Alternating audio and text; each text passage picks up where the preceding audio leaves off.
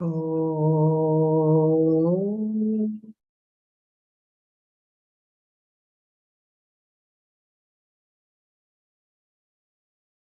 Om.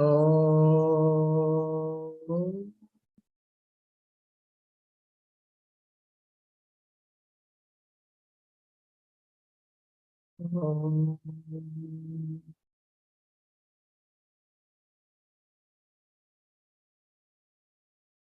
सहना भवतु सहनौ भुनक्तु सह वीर्यं करवावहै तेजस्विनावधीतमस्तु मा विद्विषावहै।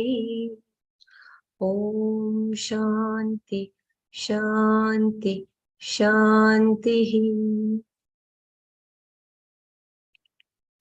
नारायणं नमस्कृत्यं नरं चैव नरोत्तमं देवीं सरस्वतीं व्यासं ततो जयमुदीरये। हरि ओम, जय गुरुदेव।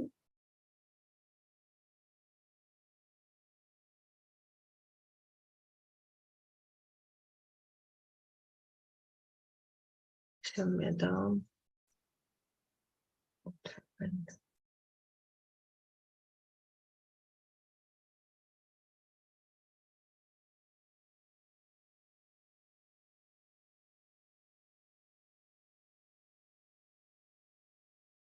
There is some problem with my screen. Just give me few seconds. Till then, kindly recall the Swabhava and Swarupa of Paramatma and Atma.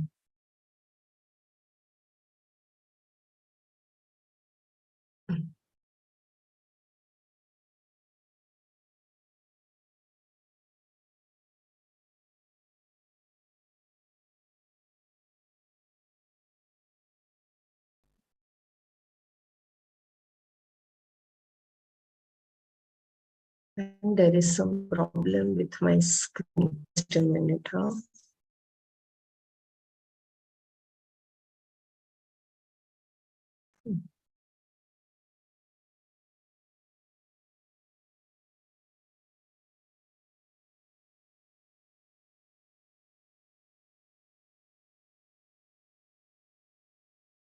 We had seen the twofold prakritis, para prakriti and apara prakriti. Para prakriti is responsible for the sustenance and apara is responsible for the creation. And we had also seen vivarta upadana karana and parinami upadana karana. Vivarta upadana karana is Bhagwan's Satchitananda Swarupa of Brahman, which is nothing but the pure Atma. I think we completed verse 6. Kindly help me because the page has gone, which we completed the 7th verse as well, right? 8th verse we were seeing, yeah. I'm the strength in the human being. I will just read the shloka, what we did yesterday. Rasohamaptuteya prabhasmi shashyayoho pranava sarvavedeshu shabdah khe paurusham nrushu. O Kaunteya, I am the taste in the water, light in the moon and the sun. I am Om in all the Vedas. I am sound in the space. And I am the strength in human beings. Prabha asmi shashishu suryayoha pranava sarva vedeshu. Shabda, I am the Shabda sound in the space.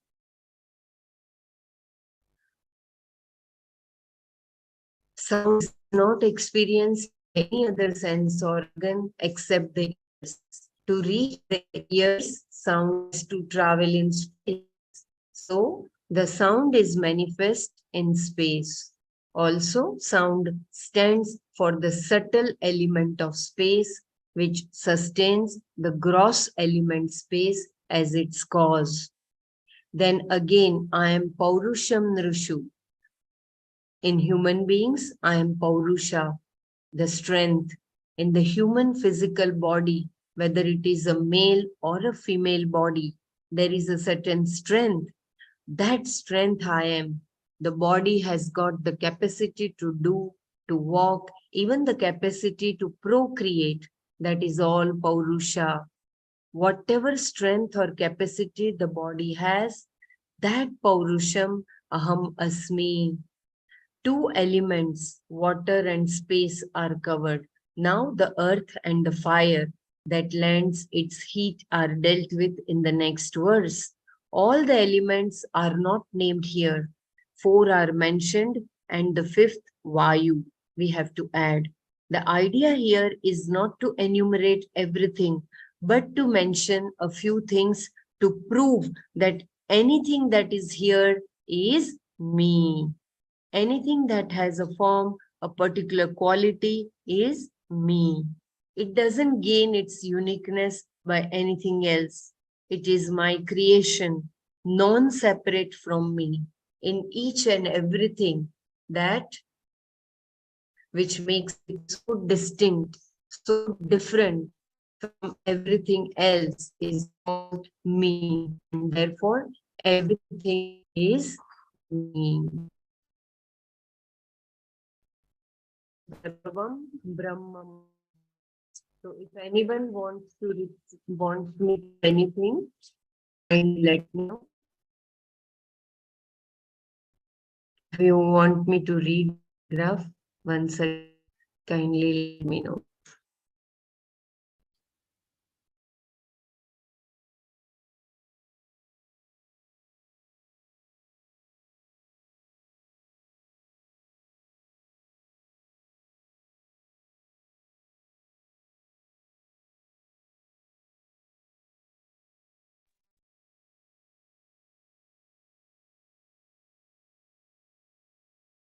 Yeah. So shall we move to the next new verse?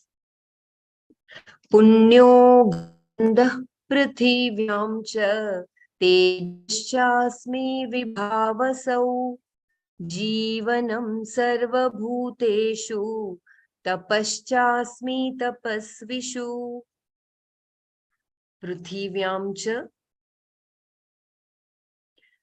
and in the earth punyah gandhah, the sweet fragrance, vibhavasau cha, and in the fire tejas, the brilliance and the heat, asmi, I am, sarva bhuteshu, in all the beings, jivanam, the life itself, cha, and tapasvishu, in the ascetics, tapas, the ascetic disciplines and their results, asmi, I am, prithivyam cha, punyah gandhah, vibhavasau cha, तेजस अस्मि सर्वभूतेषु जीवनं च तपस्विषु तपस अस्मि. And I am the sweet fragrance in the earth and the brilliance and heat in the fire. I am the very life in all beings and the ascetic disciplines and their results in the ascetics. I repeat, and I am the sweet fragrance in the earth and the brilliance and heat in the fire. I am the very life in all beings and the ascetic disciplines and their results in the ascetics. Krishna continues to say that the essence of each object is himself. All have come from me. They are non-separate from me. I am Punyah Gandhah Prithivyam, the sweet fragrance in the earth. Because earth has the special quality of smell, All fragrance is from Prithvi. Krishna mentions the sweet fragrance because that is the special fragrance which attracts people, like the sweet fragrance in a flower.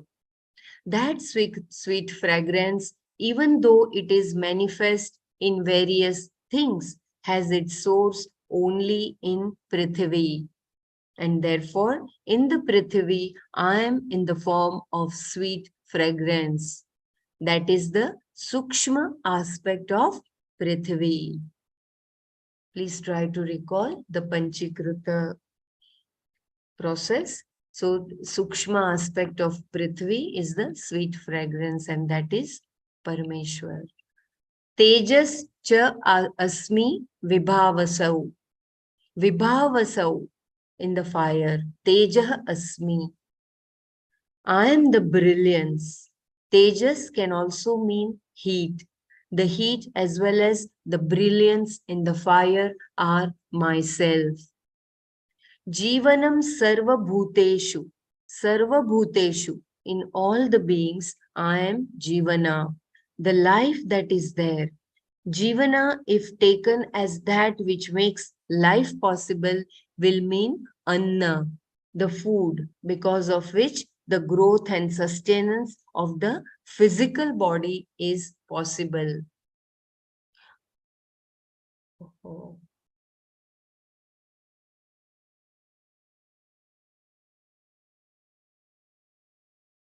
Kshamyatam.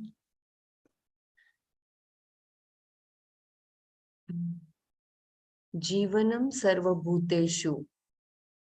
In all the beings, I am Jivana, the life that is there. Jivana, if taken as that which makes life possible, will mean Anna, the food, because of which the growth and sustenance of the physical body is possible. That Anna, Jivana, is myself. Or we can take Jivana as the life that is present in all living beings. That life, that very prana is myself. Both prana and anna are jivana. They make life possible. So far, Bhagwan has been speaking of the essence of things. Now he cites certain qualities. He says, tapas cha asmi tapasvishu. I am the austerity in the ascetics. Tapaswins are the ascetics, those who follow a life of prayerful disciplines. Tapasvishu, in these tapaswins, in these ascetics who live a life of discipline, prayer, and meditation, I am the very tapas. I am that quality that makes them ascetics, tapaswins. That means any accomplishment, even in terms of tapas, is non-separate from Ishvara.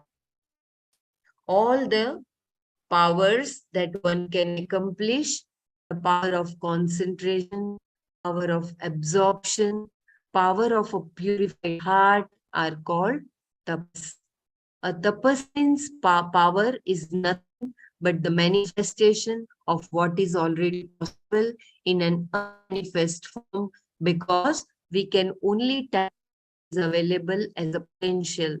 We cannot create anything that is not there. These tapaswins only tap the potential which is Ishvara. Once a potential is tapped, it manifests. The discipline is born of the free will of the jiva. But when it manifests, the power enjoyed by the tapaswin is Ishvara. If that result were not there, nobody would do tapas. Like anything else, one does it for the karma phala, the result. The tapas is the means for the result, which is already locked up as a potential in the jiva. That is what comes to manifestation. That is myself. I read once again this power of tapaswins. It is very, very beautiful. So in the beginning, Bhagavan says, Aham, that sweet fragrance in the earth, and that is the Sukshma aspect of Prithvi, Tejas in Vibhaveshu, in the fire I am the brilliance, and Jivanam Sarva Bhuteshu. And Jivanam Swamiji has said as Anna and the life, that is the food and the Jivana. So, and the next thing is Bhagwan is talking about the tapas. So far, Bhagwan has been speaking of the essence of things.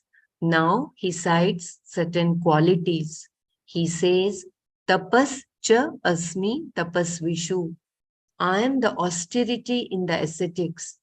Tapaswins are the ascetics, those who follow a life of prayerful disciplines.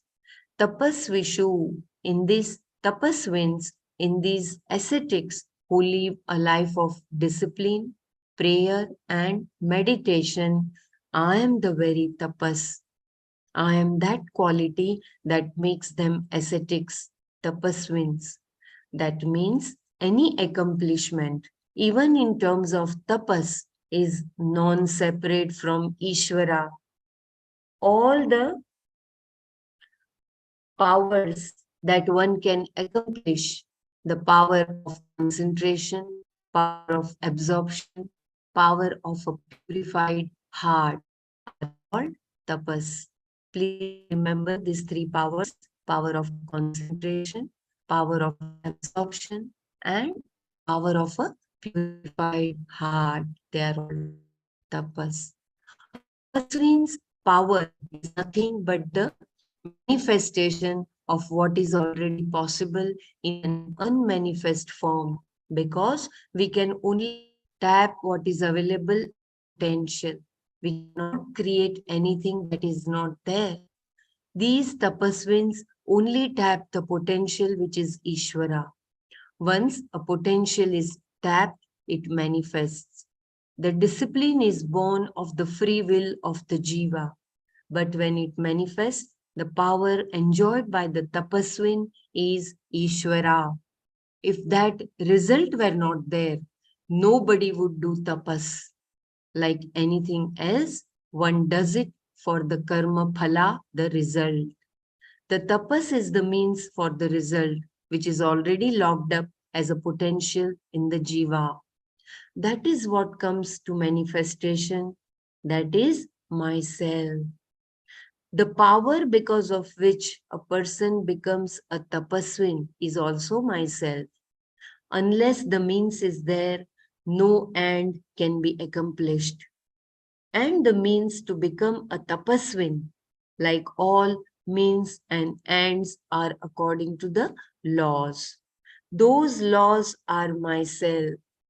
Therefore, the tapas in every tapaswin, because of which he is a tapaswin, is also myself. So I can't say I am the tapaswin unless the I is Parameshwara. Please remember this line. This is very important. So I can't say I am the tapaswin unless the I is Parameshwara. And when I am borrowing the tapas from Ishvara, I cannot say I am the tapaswin. Shankara says here, in the tapas, that is me, all the tapaswins are woven. We can keep on extending this. I am the voice in the musician. I am the sound in all the musical instruments. I am the very quality in the creation, because of which a thing is a thing. A violin is a violin. A guitar is a guitar. A veena is a veena. That because of which all these are what they are is myself. So that is such a beautiful revelation. The pure existence which we see in all the whole creation, it is Ishwara, nothing but Ishwara. If you want me to read anything, please let me know before we go to the next verse.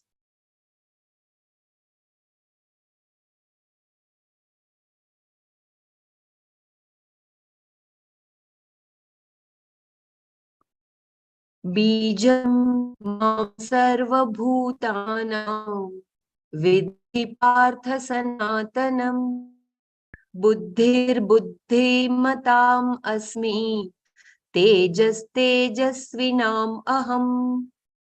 Partha, O son of Pritha, Arjuna, Mam, me, the Parameshwara, Sarva Bhutana, in all beings, Sanatanam, Bijam, as the eternal seed, Viddhi, understand, Buddhimatam, of those that have the capacity to discriminate, that is, human beings, Buddhihi, the intellect, Tejasvinam, in the brilliant, Tejas, the brilliance, Aham Asmi, I am. Partha, Mam, Sarva Bhutanam, Sanatanam, Bijam, Viddhi, Buddhimatam, Buddhihi, Tejasvinam, Tejasa, Aham Asmi. O Partha, Arjuna, understand me as the one who is the eternal seed in all beings. I am the intellect of those that have the capacity to discriminate. I am the brilliance in the brilliant. I repeat, O Partha, Arjuna, understand me as the one who is the eternal seed in all beings. I am the intellect of those that have the capacity to discriminate. I am the brilliance in the brilliant. Viddhi, understand, Mam, me, Parmeshwara as the Bija, seed, Sarva Bhutanam in all living beings. The sense in which bija is used here is different from the sense in which yoni was used previously when Bhagavan said, Etad yonini bhutani sarvani. This prakriti of mine is the cause of everything. So I think when here Bhagavan is saying yoni, it is the prakriti aspect. And that is the apara prakriti as per my little knowledge. And when he says bij, that is the para prakriti, the very core which is there. Here, bija is the seed form of any living being. Each tree has its own seed, which is the essence that makes it a given tree and not any other. Similarly, each animal, each human being is what he is because of a particular seed. That biological source is myself. Again, it is the laws that make all this possible, and those laws are Ishvara. When a seed is planted, it sprouts within a given time. The biological law that causes the sprouting of the seed is myself. As it was pointed out earlier, here Krishna is not talking about the general cause for the creation. Within the creation, there is a further cause for creation. That final cause is also me. I repeat the last paragraph. Viddhi, understand, Mam, me, Parmeshwara as the bija, seed, Sarva Bhutana in all living beings. The sense in which bija is used here is different from the sense in which yoni was used previously when Bhagavan said, Etat yonini bhutani sarvani. This prakriti of mine is the cause of everything. Here, bija is the seed form of any living being. Each tree has its own seed, which is the essence that makes it a given tree, and not any other. Similarly, each animal, each human being is what he is because of a particular seed. That biological source is myself. Again, it is the laws that make all this possible, and those laws are also Ishvara. When a seed is planted, it sprouts within a given time. The biological law that causes the sprouting of the seed is myself. As it was pointed out earlier, here Krishna is not talking about the general cause for the creation. Within the creation, there is a further cause for creation. That final cause is also me. I hope that you are able to understand that those Prakriti laws are also Ishvara, the biological law that causes the sprouting of the seed is also Ishvara. And within the creation also, there is a further cause for the creation. And that final cause is also Parameshwara. Then he says, Sanatana, eternal. Sanatana can go with Mam, me, the one who is eternal, the seed of all the. It can also be an adjective to bija, but what would make it the general cause, which cannot be the meaning here. Even though that meaning is possible, it is not appropriate in the context. Therefore, the meaning is, please understand that the eternal me, Parmeshwara, is indeed the bija, the seed of every living being. This is in keeping with the flow of the unfoldment. I repeat once again. Then he says, Sanatana, eternal.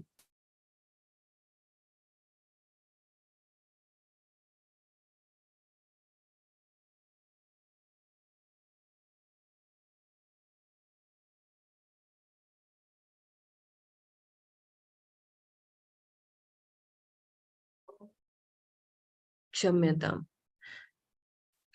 Then he says, Sanatana, eternal. Sanatana can go with Mam, me, the one who is eternal, the seed of all the beings. It can also be an adjective to bija, but that would make it the general cause, which cannot be the meaning here. Even though that meaning is possible, it is not appropriate in the context.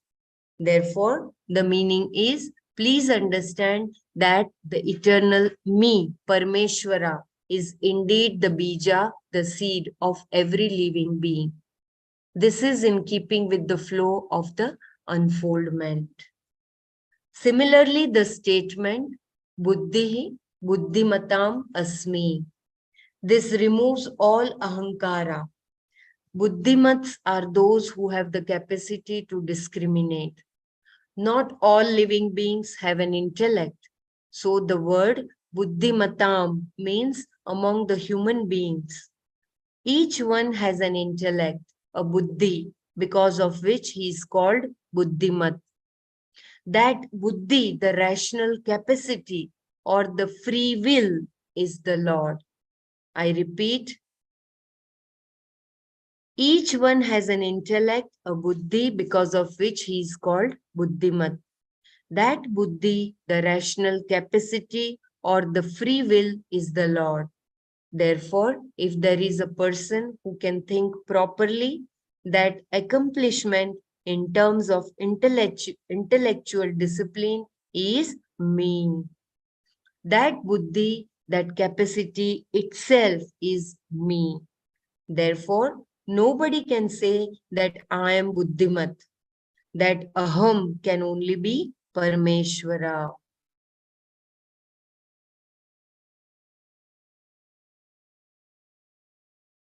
Tejas, Tejasvinam aham. Tejas means the shine of health or brilliance. Among the brilliant people, I am the brilliance. He has already said, I am the buddhi, intellectual capacity in the human beings who are capable of thinking. If so, why do only some become brilliant? It is true that everybody is buddhimat, but the person who makes an effort is the one who becomes brilliant, who becomes educated. The brilliance that he is able to tap within himself is also myself. I repeat the last paragraph. Tejas, Tejasvinam aham. Tejas means the shine of health or brilliance. Among the brilliant people, I am the brilliance. He has already said, I am the buddhi, intellectual capacity in the human beings who are capable of thinking. If so, why do only some become brilliant? It is true that everybody is buddhimat, but the person who makes an effort is the one who becomes brilliant, who becomes educated. The brilliance that he is able to tap within himself is also myself. If you want me to read any paragraph, please let me know because there was breaking of my voice.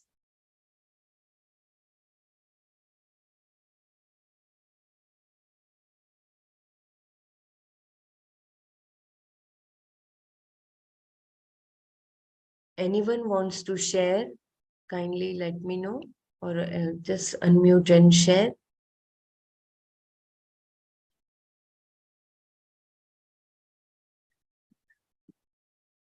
Balam balavatam chaham kamaraga vivarjitam dharma viruddho bhuteshu kamosmi bharatarshaba. Cha and Bharatarshaba. O foremost in the clan of Bharata, Arjuna, Balvatam, of the strong people, Kama Raga Vivarjitam, that which is free from Kama, desire, and Raga, attachment. Balam, the strength. Bhuteshu, in the beings. Dharma, Aviruddha, that which is not opposed to Dharma. Kamah, desire. Aham asmi, I am. Cha Bharatarshaba Balavatam Kama Raga Vivarjitam Balam Bhuteshu Dharma Aviruddha Kam Aham Asmi. And the strong, I am the strength that is free from desire and attachment. In all beings, I am desire that is not opposed to dharma, O the foremost in the clan of Bharata. I repeat, and in the strong, the strength that is free from desire and attachment. In all beings, I am the desire that is not opposed to dharma, O the foremost in the clan of Bharata. Balam Balavatam Asmi. Balam Balavatam Asmi. I am the strength of all people who are strong.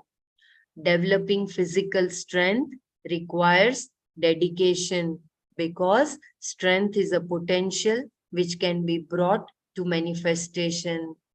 And what is potential is Ishvara. So the strength that is developed is Bhagwan. People are not born with large biceps.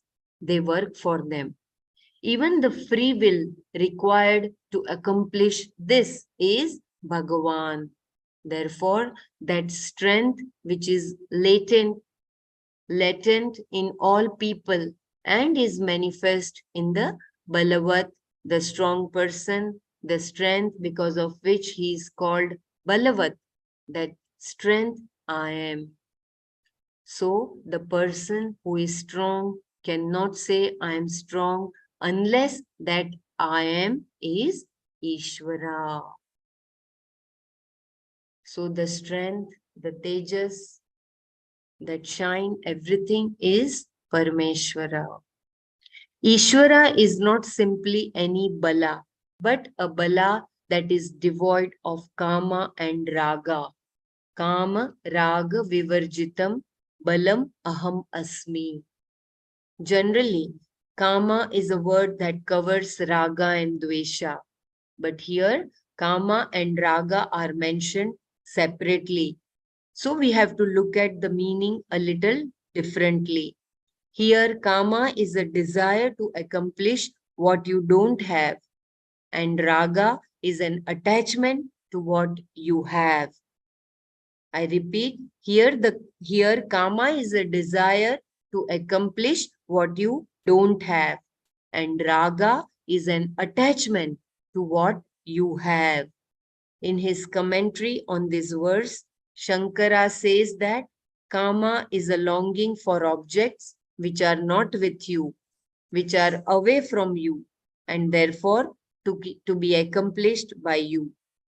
Raga is attachment to objects which are already gained by you. Here, Bhagavan is saying the strength in the strong that is without Kama and Raga is me. This has to be mentioned with reference to strength. Earlier he has said, I am the Buddhi of the Buddhimat, the Tejas of the Tejaswin, the Tapas of the Tapaswin. But unlike here, there he did not qualify those with any adjective. But when it comes to strength, a condition is mentioned because where there is strength, there can always be abuse. Kama and Raga signify ahankara. Therefore, it is a strength which is free from ahankara. This is very, very important. Please pay attention. I read the paragraph once again. Here, Bhagwan is saying, the strength in the strong that is without Kama and Raga is me. I repeat, the strength in the strong that is without Kama and Raga is me. This has to be mentioned with reference to strength. Earlier he has said, I am the Buddhi of the Buddhimat, the Tejas of the Tejaswin, the Tapas of the Tapaswin. But unlike here, there he did not qualify those with any adjective. But when it comes to strength, a condition is mentioned because where there is strength, there can always be abuse. Kama and Raga signify ahankara. Therefore, it is a strength which is free from ahankara. Very, very important.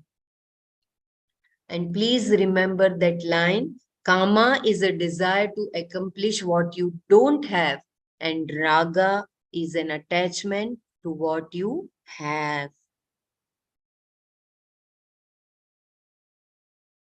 Even though it is not specifically mentioned, it can apply everywhere. If somebody has brilliance, it should also be Kama Raga Vijitam. Kama and Raga are centered on ego, ahankara.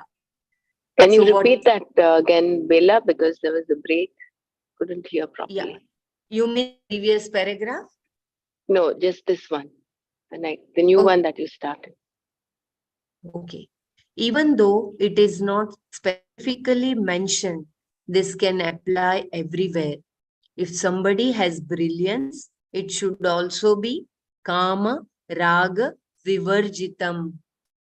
Kama and Raga are centered on ego, ahankara. So, what is there without the misappropriation of the ahankara is naturally Bhagavan. When ego is present, it sullies the whole thing. Kindly excuse me, the pronunciation is it sullies or sullies. When ego is present, it sullies the whole thing. If Bhagwan is not appreciated, the person with strength becomes a source of fear. If he has strength and also Kama and Raga, he is no longer Ishvara. He becomes a ruffian.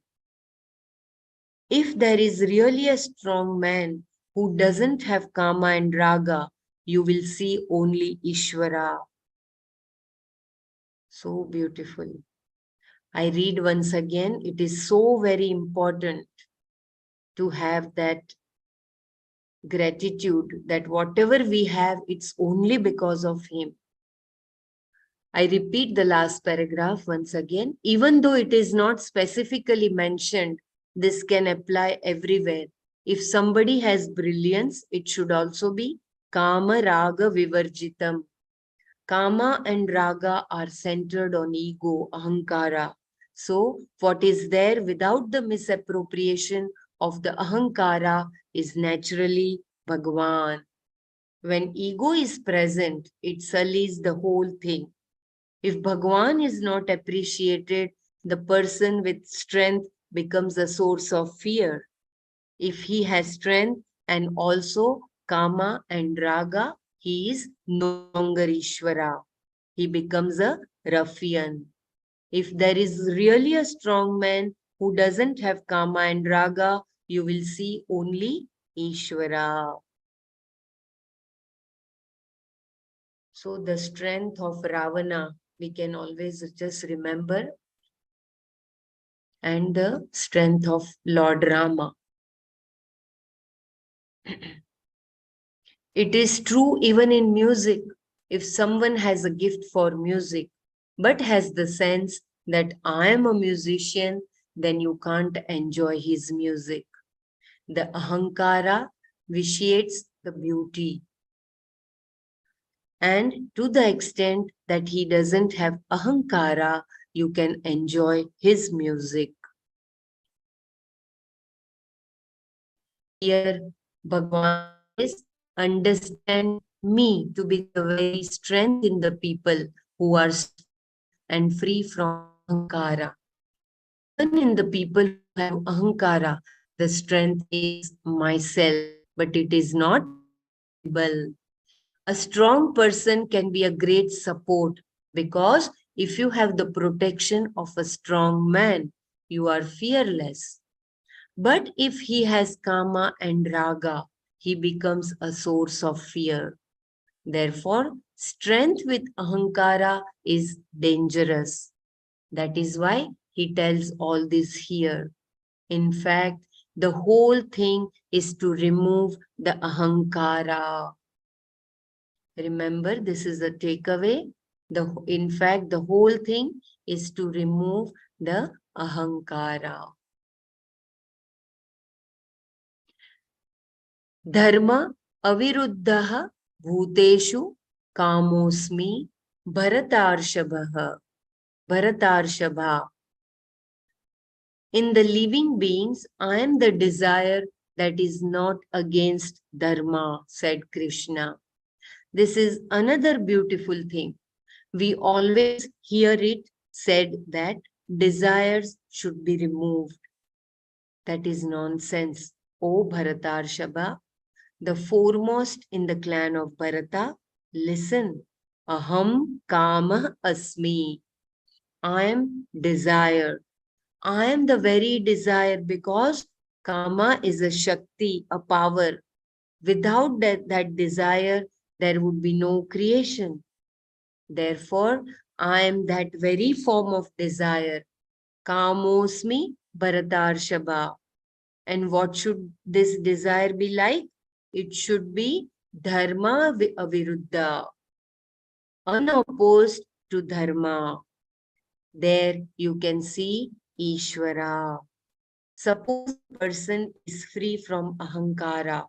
He has a lot of talents, skills, wisdom, and so on, but no desire to do anything. Then it all just remains inside. He doesn't have a desire to talk. He doesn't have a desire to write. He doesn't have a desire to share. Suppose he doesn't have those desires because he need not have desires, then Bhagwan has to say, I am the silence in the silent people. But he can also have desires because desire itself does not bind. Therefore, he says that he is Dharma Aviruddha Kama. Dharma is in keeping with the Shastra and in keeping with the universal order of ethics. And the desire that is in keeping with dharma is the beauty of Bhagavan. It is the expression of Bhagavan. Anything beautiful has come out of such a desire. This is what we call Ichha Shakti, the power of desiring, which is a part of Maya Shakti. So, in all beings, any desire that is unopposed to Dharma is myself. So beautiful. So, Bhagavan slowly is revealing even the apara aspect of Prakriti here. Previously, he indicated the Jnana Shakti when he said, I am the Buddhi in the Buddhimat and the Tejas in the Tejasvi. That Jnana Shakti is Bhagavan. He also said that I am the Bala in the Balavat. This Bala indicates the Kriya Shakti, which is also Bhagavan. Here, Ichha Shakti is referred to, and that is also Bhagavan. I repeat once again, the last two paragraphs, they are very important. Please pay attention. But he can also have desires because desire itself does not bind. Therefore, he says that he is Dharma Aviruddha Kama.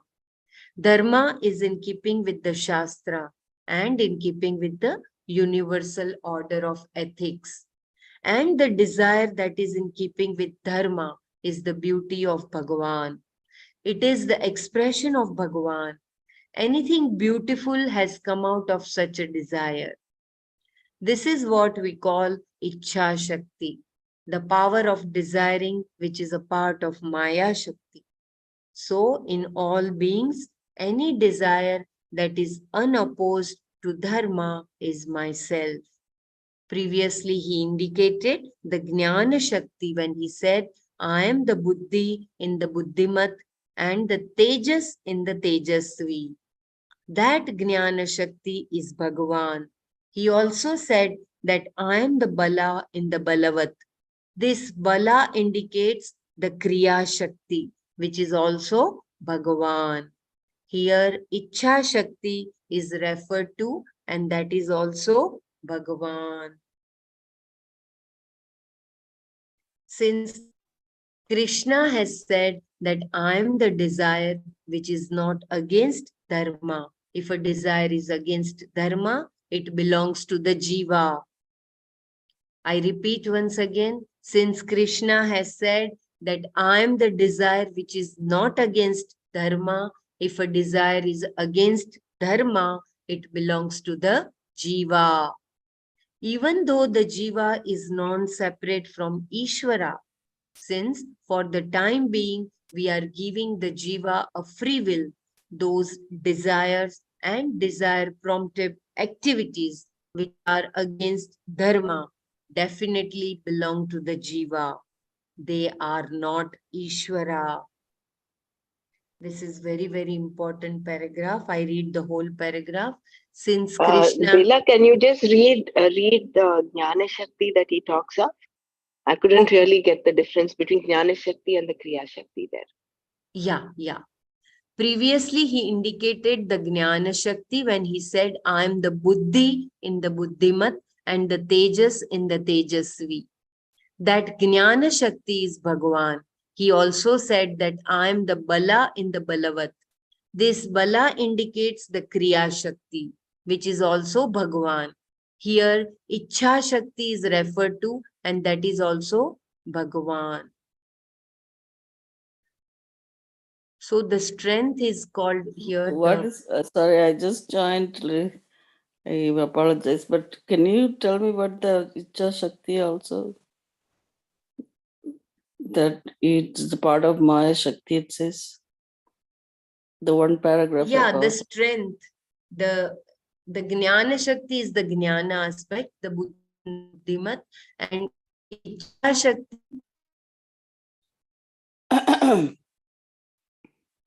It is the expression of Bhagavan. Anything beautiful has come out of such a desire.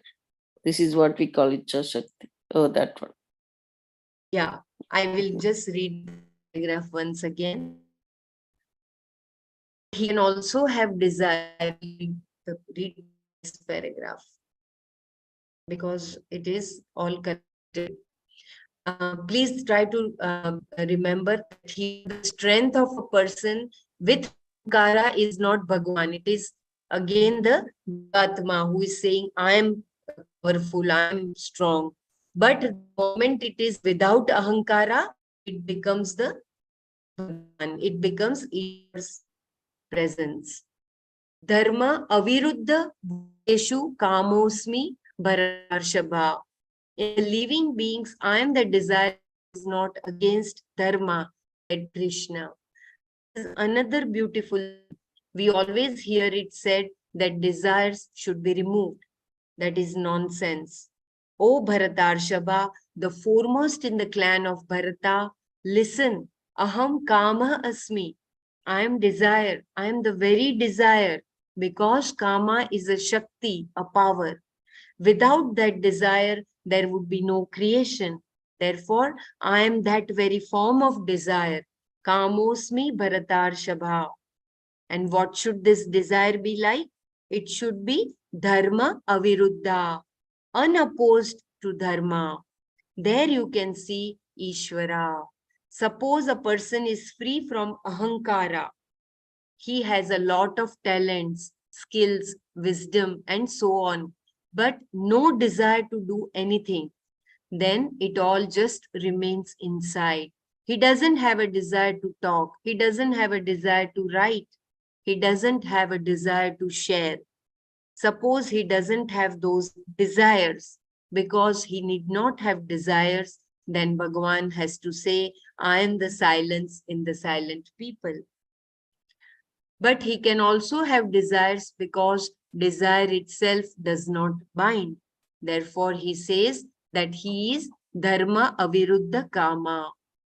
Dharma is in keeping with the Shastra and in keeping with the universal order of ethics. And the desire that is in keeping with Dharma is the beauty of Bhagavan. It is the expression of Bhagavan. Anything beautiful has come out of such a desire. This is what we call Ichha Shakti, the power of desiring, which is a part of Maya Shakti. So in all beings, any desire that is unopposed to Dharma is myself.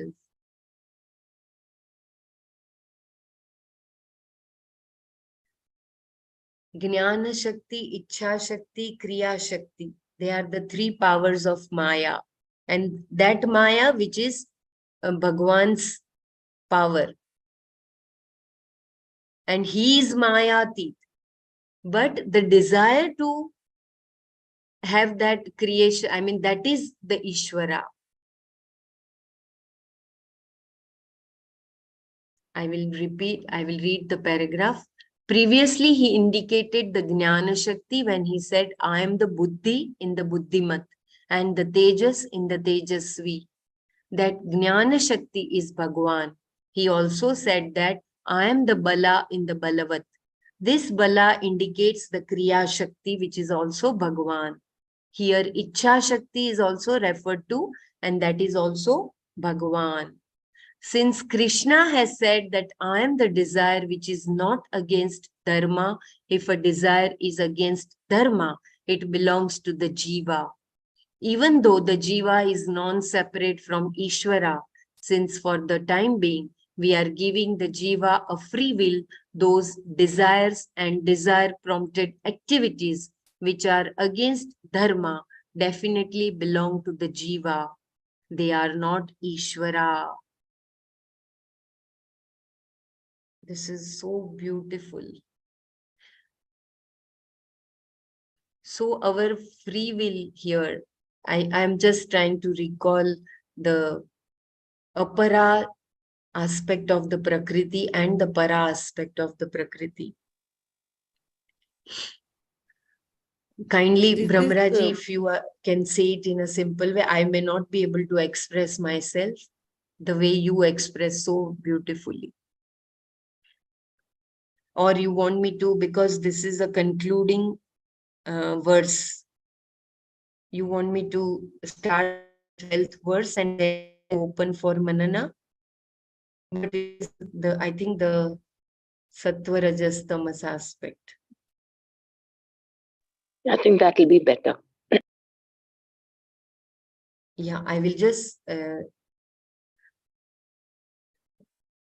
yeah. So just remember Ichha Shakti, Jnana Shakti and Kriya Shakti aspect of Bhagwan. When we are grateful for all those and when we have desire which is in line with the universal, which is in line with the Shreyas aspect, then it is all Ishvara. But when we think of the desire which is beneficial to us, although we are given the gift of skills and creativity, then it becomes again, but when we utilize those skills and talents only for our own personal benefit and personal upliftment, then it becomes the Jiva Bhavana. Here again then Bhagwan is not saying that I'm not, but it remains latent. Bhagwan is saying even in that silence, I am that silence. Concluding this particular section using cha to connect, Krishna says, ye chaiva satvika bhava rajasastamasascha ye matta eveti tan viddhi natvaham teshu te mayi.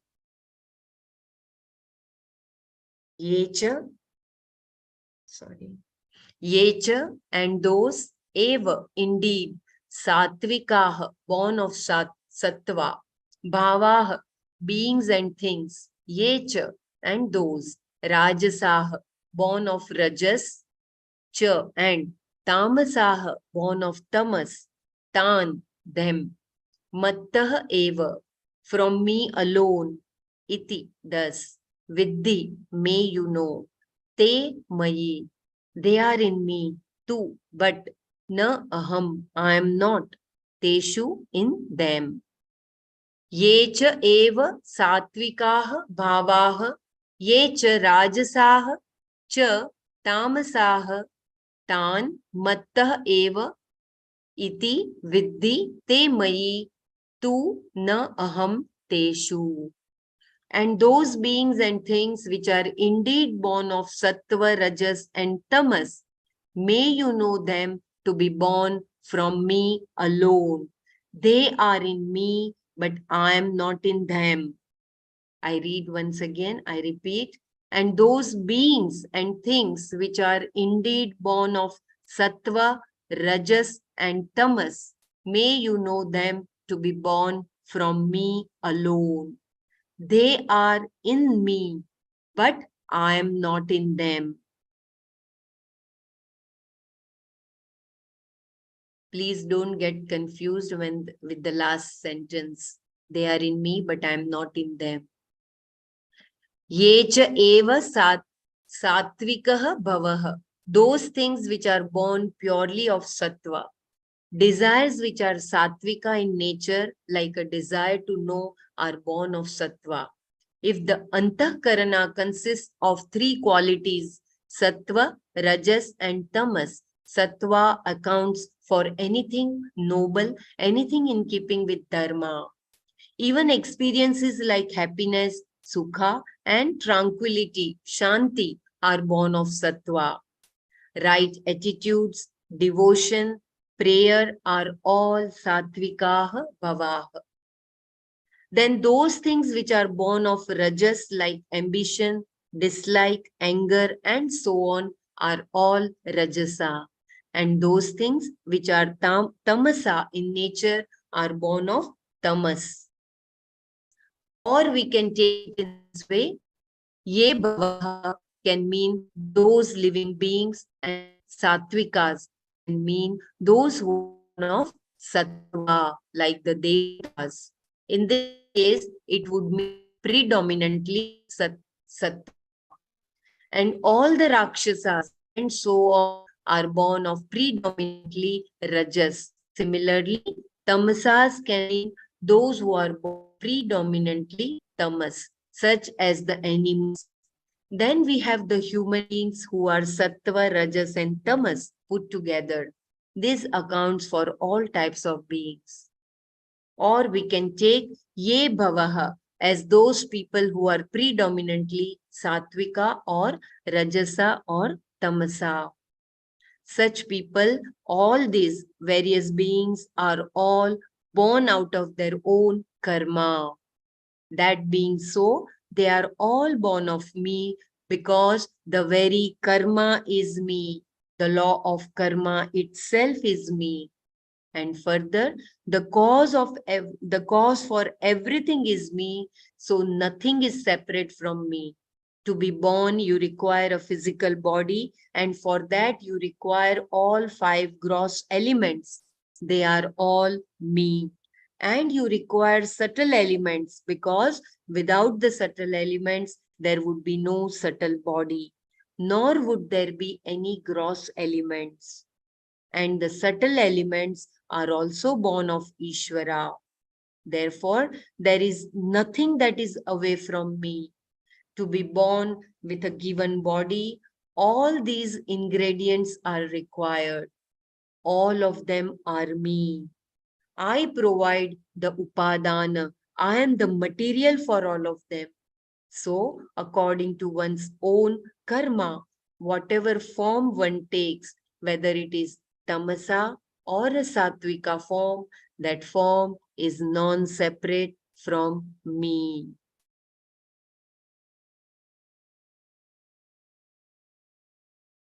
I think this is.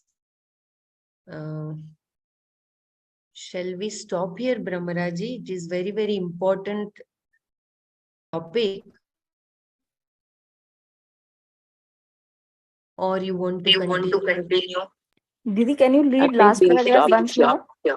Yeah, Yeah. I will read the last paragraph once again.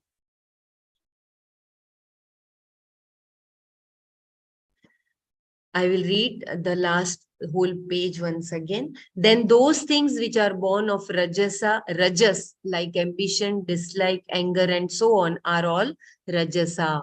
And those things which are tamasa in nature are born of tamas. Or we can take it in this way. Ye bhavaha can mean those living beings, and satvikas can mean those who are born of sattva, like the devatas. In this case, it would mean predominantly sattva, and all the rakshasas and so on are born of predominantly rajas. Similarly, tamsas can mean those who are born of predominantly tamas, such as the animals. Then we have the human beings who are sattva, rajas, and tamas put together. This accounts for all types of beings. Or we can take ye bhavaha as those people who are predominantly sattvika or rajasa or tamasa. Such people, all these various beings are all born out of their own karma.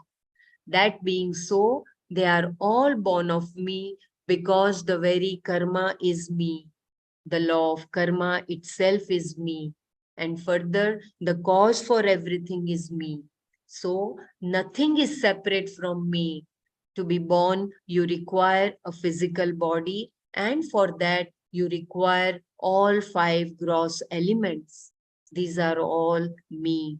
And you require subtle elements because without the subtle elements, there would be no subtle body, nor would there be any gross elements. And the subtle elements are also born of Ishvara. Therefore, there is nothing that is away from me. To be born with a given body, all these ingredients are required. All of them are me. I provide the upadana. I am the material for all of them. So, according to one's own karma, whatever form one takes, whether it is a tamasa or a sattvika form, that form is non-separate from me.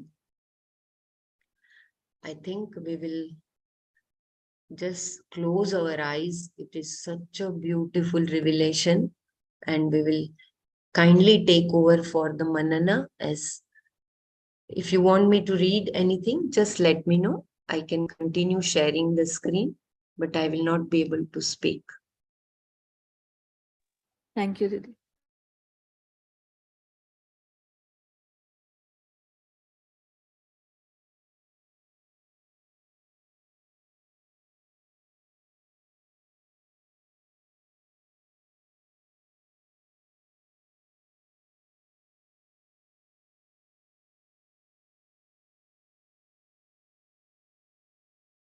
Hari Om.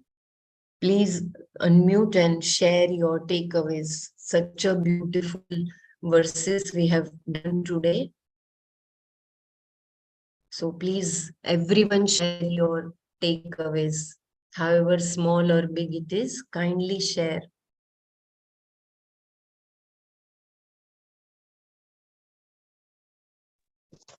Jai Gurudev, what I got from today, or what I'm going to stay with me, is the difference between Kama and Raga. And Kama is also Krishna, so it is not something to be dropped. So till now, we always get that thing, Kama, Krodha, Moha, Mada, Matsarya. So I used to think, oh, you have to drop Kama. But today I got some clarity that you don't have to drop Kama, because Icha Shakti is also Krishna, and Icha Shakti in line with Dharma is essential.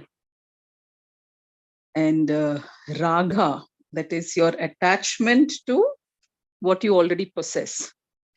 I knew Raga is attachment to desire, but today, attachment to already what you possess, that also I'm adding. Thank you.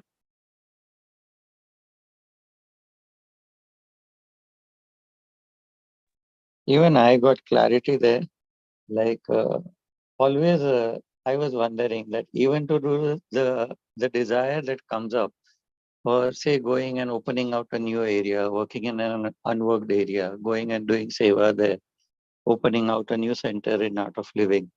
All that is also desire, isn't it? So here I got that clarity. Okay, that desire that comes up is okay. One can stay with it.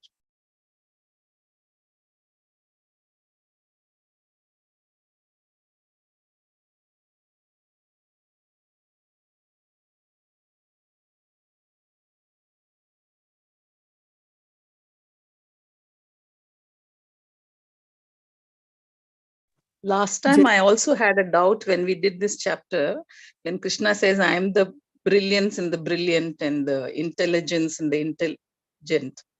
I had this doubt, and I did ask also about what about people with low intelligence. Like I know in my family, I'm on the lower side.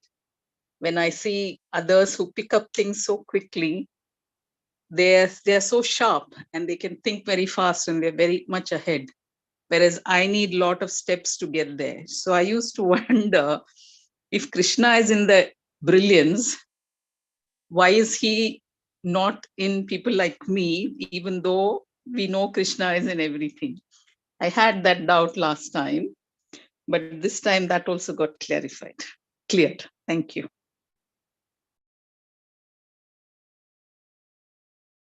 This desire thing, Jai Gurudev, is super clear for me. All this Buddhism, it says that desire is the root cause of misery. It's not desire, sattvic desire per se. It's not bad, only as long as you get into the limit of dharma. Within the limit of dharma, your desire is totally acceptable. This is, where it has given me super clarity. That's it. Thank you.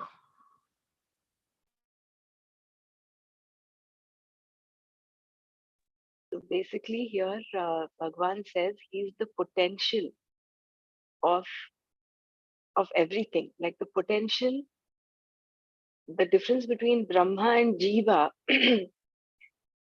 Jiva who has these Kama and Raga, he is devoid, he's the desire which is devoid of Kama and Raga. Whereas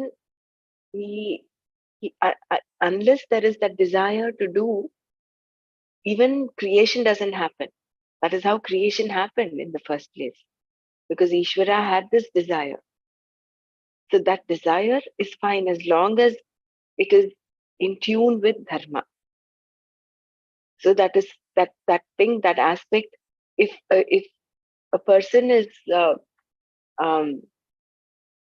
overtaken by his mundane desires, which is only to satisfy his ahankara, that becomes adharma, which is in tune with adharma. Then that becomes the jiva aspect, because the jiva is given a free will. The beautiful difference between Brahma and jiva here, jiva is given the free will. It is up to him whether he wants to follow dharma or he wants to follow adharma. He says he is the kama which is devoid of kama and raga, that ultimate desire, the sattvika desire, that is the kriya, the ichcha shakti. The ichcha shakti which is devoid of kama and raga. Here I'm not contending the kama that he's talking of about. The kama that I think if we go back to that paragraph. Just a second, I'm just sharing this one because I think Bela is busy otherwise. Let me just share screen. Let me know, Brahmaraji, which page I can just take out. No problem. I'm taking it. I've taken it, Bela. Okay, don't worry. Okay, dhanyavad, dear.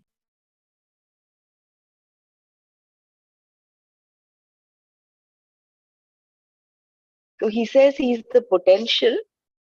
Punyo gandha prativyancha. Tejaschasmi vibhavasau. Jivanam sarvabhuteshu. Tapaschasmi tapasvishu. This aspect of tapaschasmi tapasvishu, the capacity, the potential for every jiva to become a tapasvi is there. But how and when he becomes a tapasvi is whether he uses his free will in the right direction or not. So all of us, every human being has the potential to become a tapasvi, a disciplined karma yogi. But then again, he says, I am that potential. It takes away the whole ahankara, it takes away the whole doership from there. That was such a beautiful revelation here, as in, I am the sweet fragrance in the earth and the brilliance and heat in the fire. I am the very life in all beings, and the ascetic disciplines and their results in the ascetics. So apart from saying I'm the fragrance, I'm the brilliance, and the jivana of the anna jivana of beings, he goes on to say, I am the austerity in the ascetics. Just coming to that. Yeah, a tapasvin's power is nothing but the manifestation of what is already possible in an unmanifest form, because we can only tap what is available as a potential. We cannot create anything that is not there. This is such a very profound statement. If at all anyone with their practices, they develop some siddhi, some powers and all that, it is not their doing. That siddhi power, the potential for that siddhi is there, and that potential is him. So we cannot claim, oh, I've done this and therefore I am great. It takes away, it just slashes off that ahankara there. Once the potential is that, it manifests, that is all. It is only the power of Ishvara that is manifesting. The discipline is born of the free will of the jiva, but when it manifests, the power enjoyed by the tapasvin is Ishvara. So the free will of the jiva, again, it is all to do with the free will. And somewhere later he says, I am also the free will, the ichcha shakti, jnana shakti. Jnana shakti is the the buddhimatam, buddhim buddhimatam asmi. That is the jnana shakti. And then kriya shakti, which is balam balavatam asmi. He gives an example of where a person may have everything, but if he doesn't have the desire to do, he doesn't have the desire to share, care, help, he will just remain. The Icha Shakti is gone completely. So even that Icha Shakti, that is the ultimate karma, the most sattvic karma. That Icha Shakti is me. But then he mentions Bijam Mam Sarvabhutanam Buddhi Partha Sanatanam Buddhir Buddhimatamasmi Tejas Tejasvi Namaham. After this, I just want to come to the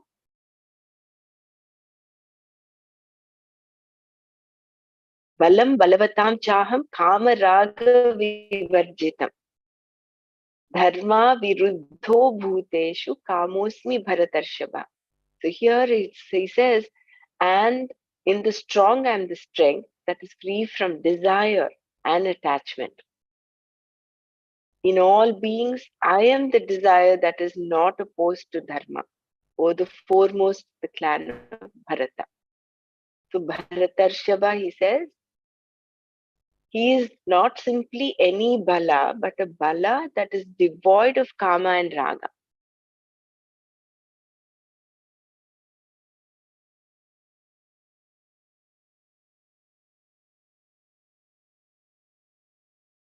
So kama here is mentioned as a desire to accomplish what you don't have, and raga is an attachment to what you have. See, this, I think I understand that all of us have got a lot of clarity with respect to the karma aspect. But here, when he talks of the Icha Shakti, that is different from this karma that he's talking about. Isn't it? Because this karma, which is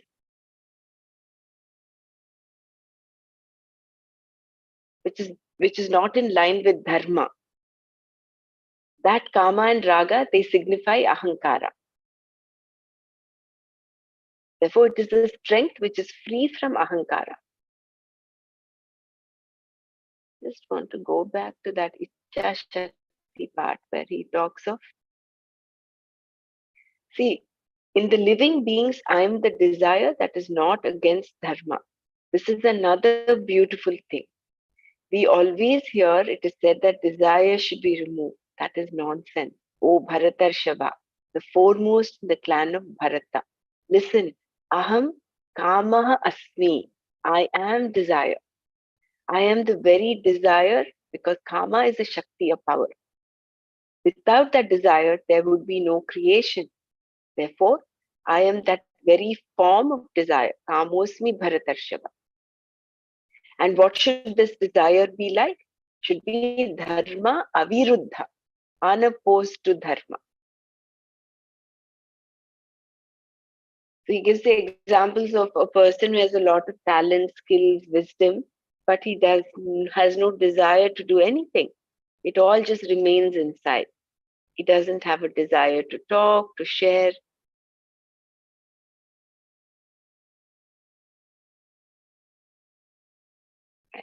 I think this pack will do again tomorrow. This is actually very beautiful. Anyone wants to share anything else?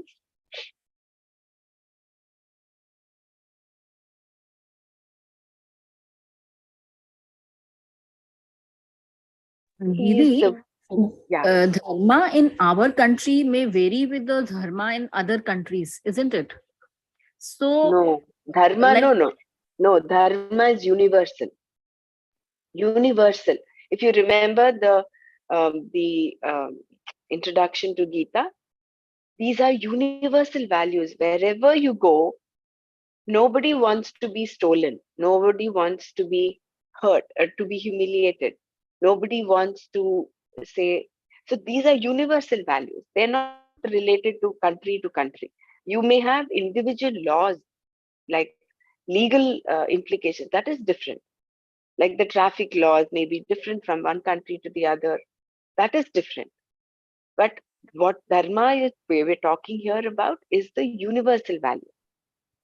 Like Didi, in the institution of marriage, we have Ah, a different dharma, you know, of and but whereas if you see the other countries, they like follow differently, you know, the same institution of marriage.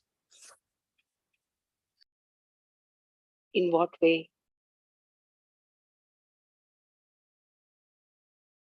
See, the rituals, the customs may be different. That is agreed. Not regarding But customs, like we generally follow uh, mm, uh, like piousness, you know, before marriage, and there they have different, they live together even before marriage and all those things, you know.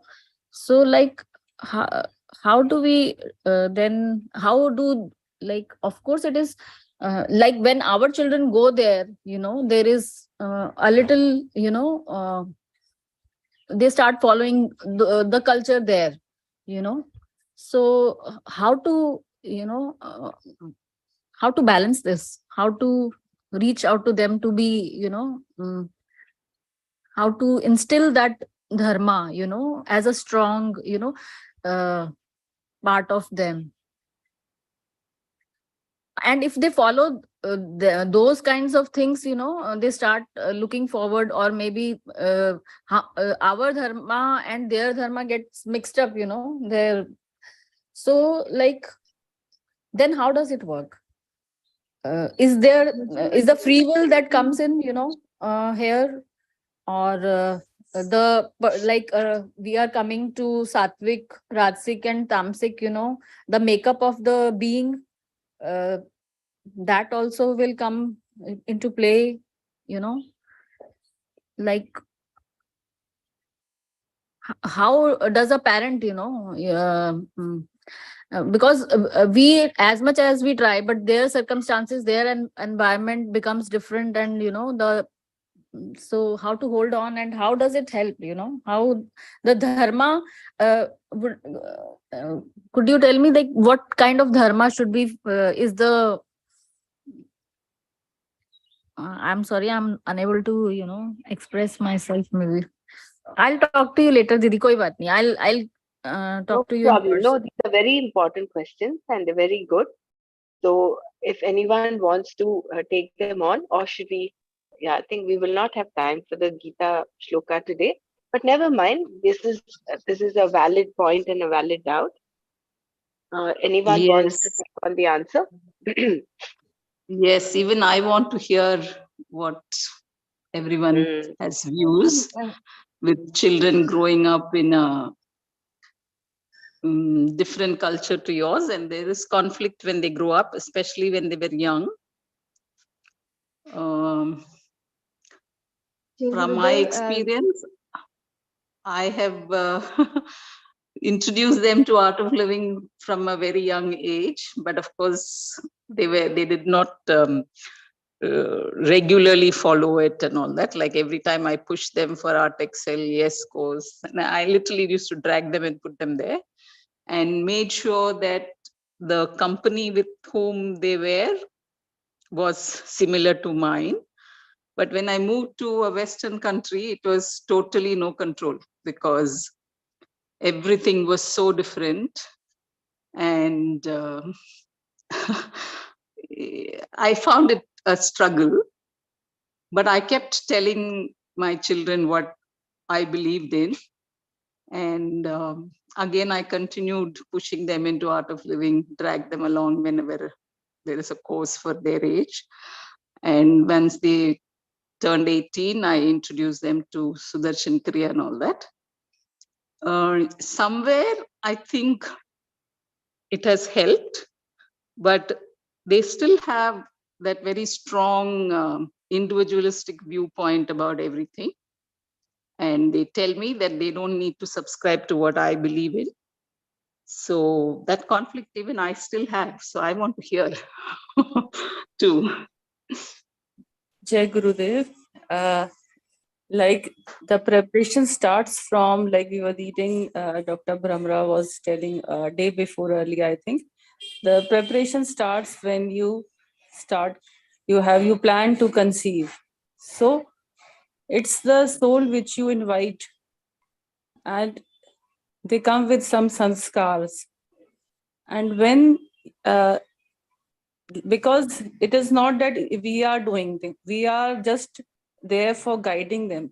We are not like all activities or whatever values we are having, it is all by the grace of God, as we are reading, that it's all his presence which is dependent on our prarabdha, our sanchit karma, and all that we are being studying. So it's what I feel is it's not our say. We are only for the guidance, and because we lacked that knowledge earlier, we did not have so much knowledge or so much of awareness. So we did not plan our pregnancy, so we did not give proper sanskars when we were to give the children. And it's basically the souls which we invited, the souls are of that type. So it's very it's like it depends on so much factors, like what time you conceived, what like there was a story that on some Purnima day and some or Amavasya was there, and the rishi refused the wife that today is not the right day to conceive, but still she insisted, and she gave birth to a very strong Rakshas type. Na? So so many factors are Devas there. and Asuras, Yeah. So Aditi and Diti. it's But only all that is fine. All that is fine. See, what has happened, you cannot change. yeah. But what is happening right now, you have a You can only guide them. You can pray for them. And you can do, very true. yes.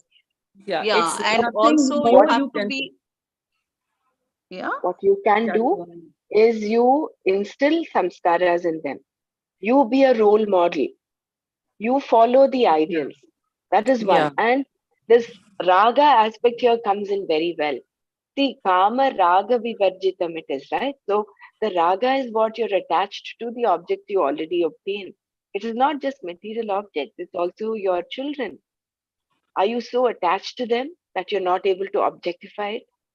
So you give them, instill values in them, and then let go. I mean, you cannot hold on to what their behavior is, how they.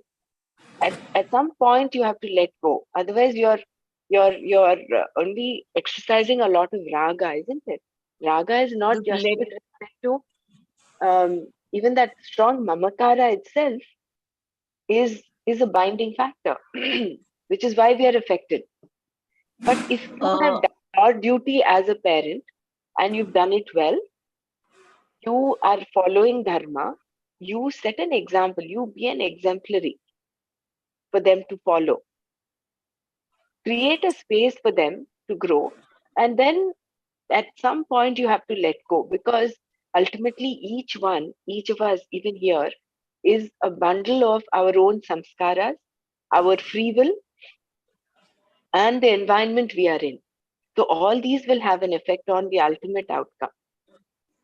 and the So, environment has a very strong influence even on your genes. Science has also proven yeah, that. yeah, And so true. when you're aware of the environment where your children are, however young or old they are, even if they have legally 18 and all that, I would still think that you need to keep your communication open.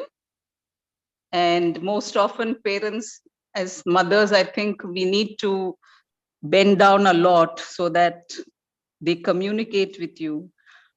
Otherwise, they grow up with their own ideas and they do not discuss it with you. Yeah, very true. The It's flow only of that. time. This is the kala. The effect of kala is quite intense. That uh, that probably we just have to mm, let time take its turn. But then, with a strong conviction that these practices, that following the dharmic rule, following dharma, staying with knowledge, doing your own practices. I would think that is how.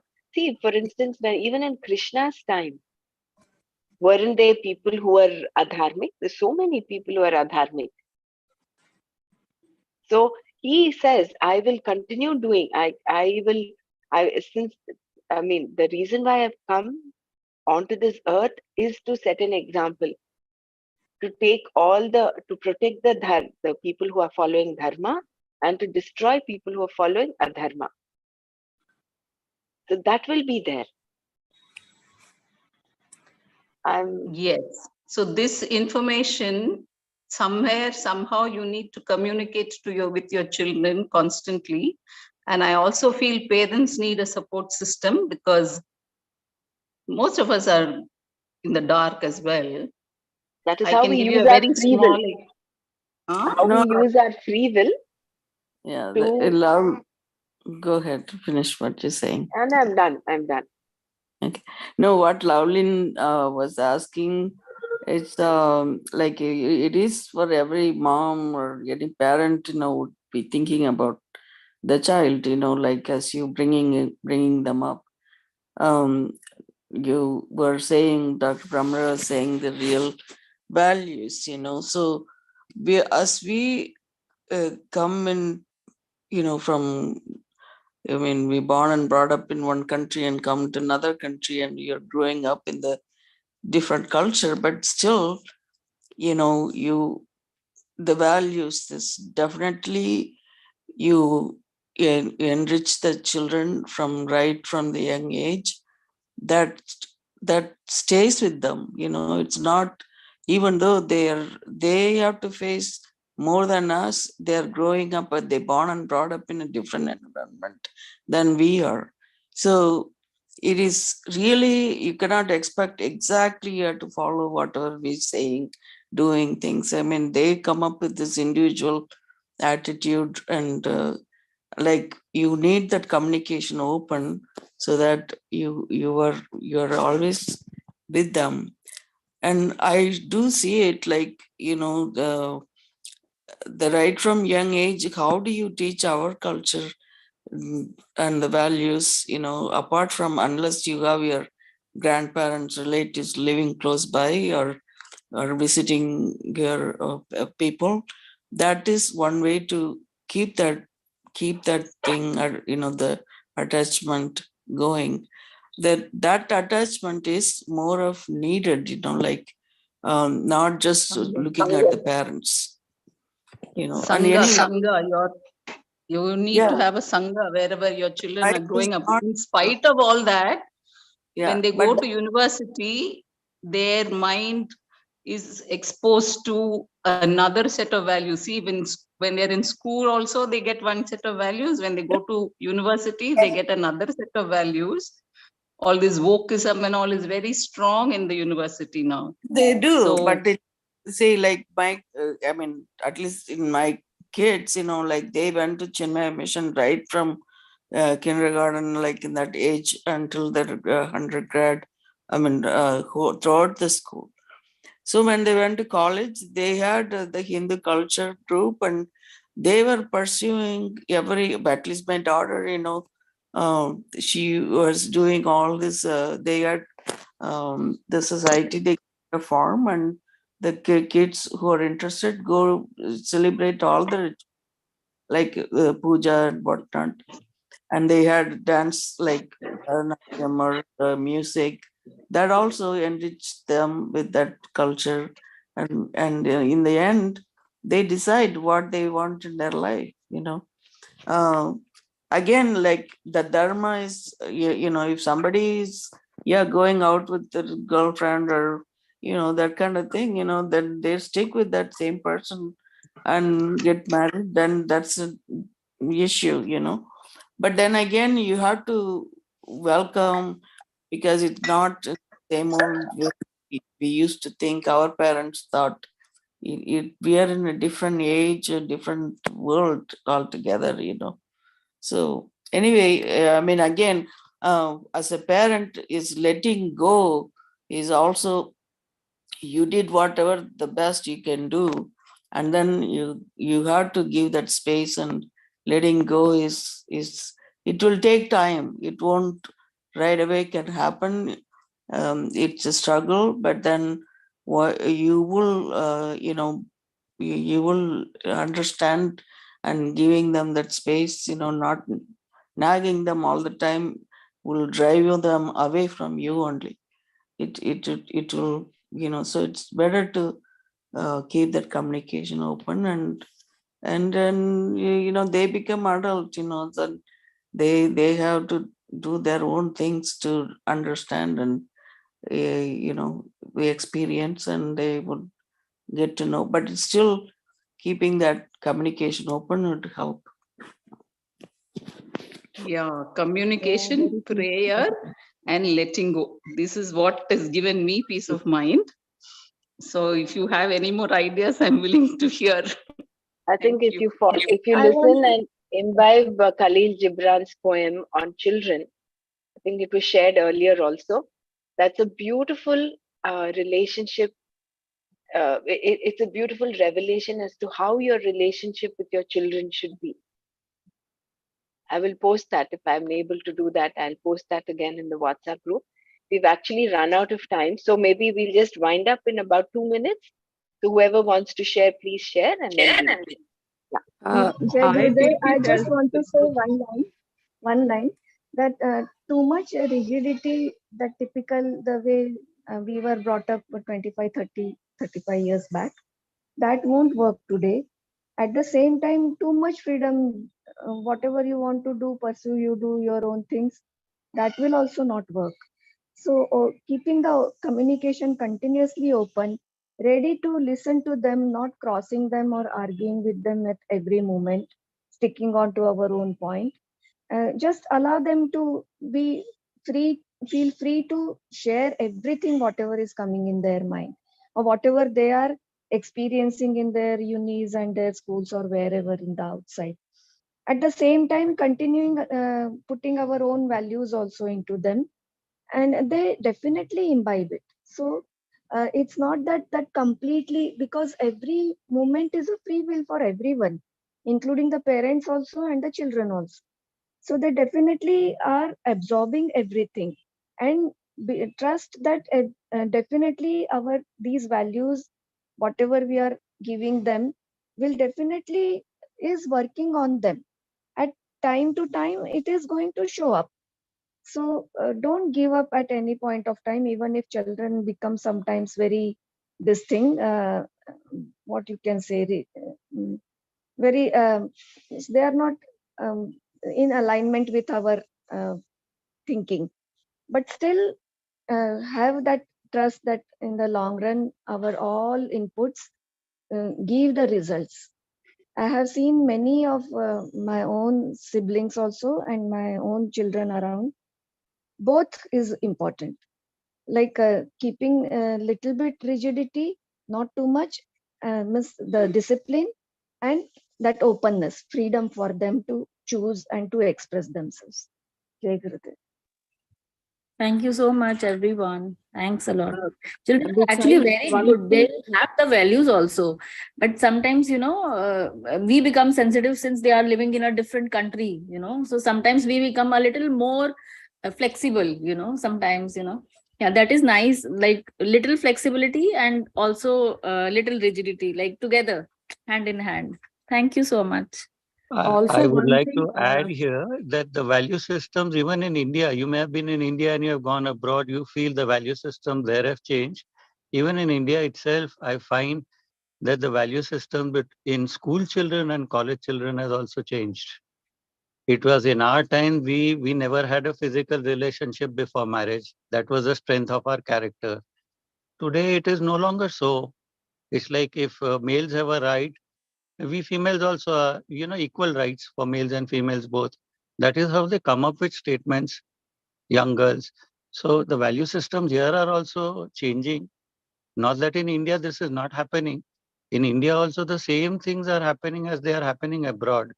Due to social media, people are learning things much before time. It's just that we have to be in acceptance and then give a part of our knowledge to them. But I find it now that the whole ball game has changed completely. all that character, the strength in character that we talked about, even in India, it is not that prevalent, especially in a metropolitan city like Bombay, where I am staying, and wherever you go in major cities. But I find even in villages, the culture is changing now with social media. It is no more that the value systems prevail like what we had in our times. So, I mean, that cloud has to be lifted from our mind that in India everything is hunky dory. It is not at all so. And when my volunteers who are college going students and all, they come with one thing out, I am amazed. I'm so surprised. I don't know what to say. I mean, I never thought about it in this kind of a way. Like, I'm shell shocked, I can say, by what goes around today in colleges. Very true. Ah, Every word what Prativya Thank said you. is correct, totally. So I think But summing up, it is the number one, it is the period, the kala that we're all in, the influence of time. Second is our own, how rooted are we in our own culture? How rooted are we in our own human values? And as parents, how much are we transferring this, creating that space at home, creating that the environment at home? More importantly, again, as I see this, it again boils down to you. It does not. You should not. I mean, it's very easy to point out to children and the time and say, oh, this is how they are. But again, it's again the arrow is, I think, pointing back to us. I think as if we are good role models, like how Krishna is and Krishna continues to be, if we are good role models, if there is that the prarabdha and the samskaras that they're born with are conducive, they will fall in line sooner or later. That's exactly what Gurudev says. Once they've experienced darshan kriya, they may stray away for a while, but then ultimately they come back. So our job as parents, as caretakers of the current generation, is to continue to sow seeds of human values, of dharma, of this knowledge, and let them sprout. But you continue to do what you're doing and be in a prayerful attitude. There are times, I agree, when you feel helpless when you look at the whole situation. That is when you turn your mind to prayer and surrender. Otherwise, you'll get caught up in this attachment, in this raga, and then you'll feel helpless.